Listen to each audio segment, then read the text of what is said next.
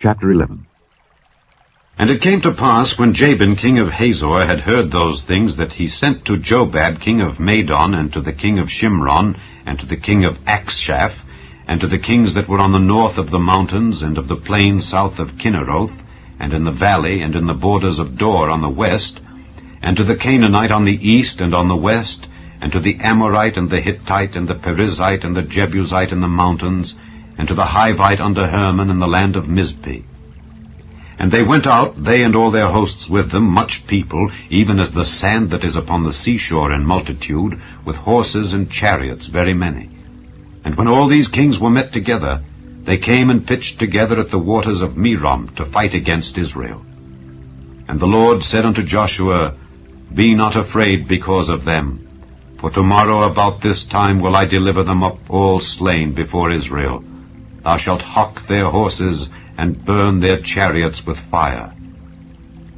So Joshua came, and all the people of war with him, against them by the waters of Merom suddenly, and they fell upon them. And the Lord delivered them into the hand of Israel, who smote them, and chased them unto great Zidon, and unto Misrephothmaim, and unto the valley of Mizpeh eastward.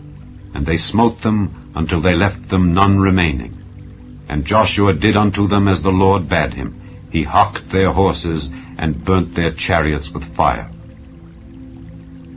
And Joshua at that time turned back, and took Hazor, and smote the king thereof with the sword. For Hazor beforetime was the head of all those kingdoms. And they smote all the souls that were therein with the edge of the sword, utterly destroying them. There was not any left to breathe. And he burnt Hazor with fire. And all the cities of those kings, and all the kings of them, did Joshua take, and smote them with the edge of the sword, and he utterly destroyed them, as Moses the servant of the Lord commanded. But as for the cities that stood still in their strength, Israel burned none of them, save Hazor only. That did Joshua burn. And all the spoil of these cities, and the cattle, the children of Israel took for a prey unto themselves. But every man they smote with the edge of the sword, until they had destroyed them, neither left they any to breathe. As the Lord commanded Moses his servant, so did Moses command Joshua, and so did Joshua. He left nothing undone of all that the Lord commanded Moses.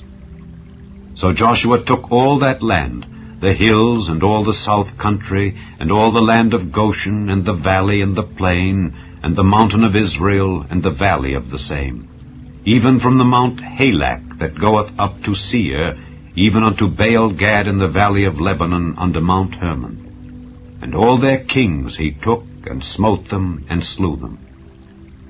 Joshua made war a long time with all those kings.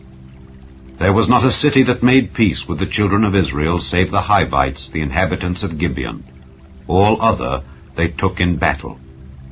For it was of the Lord to harden their hearts, that they should come against Israel in battle, that he might destroy them utterly, and that they might have no favor, but that he might destroy them, as the Lord commanded Moses.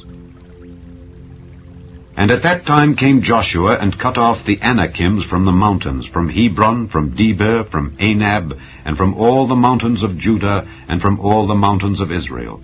Joshua destroyed them utterly with their cities. There was none of the Anakims left in the land of the children of Israel. Only in Gazer, in Gath, and in Ashdod there remained. So Joshua took the whole land according to all that the Lord said unto Moses. And Joshua gave it for an inheritance unto Israel, according to their divisions by their tribes. And the land rested from war.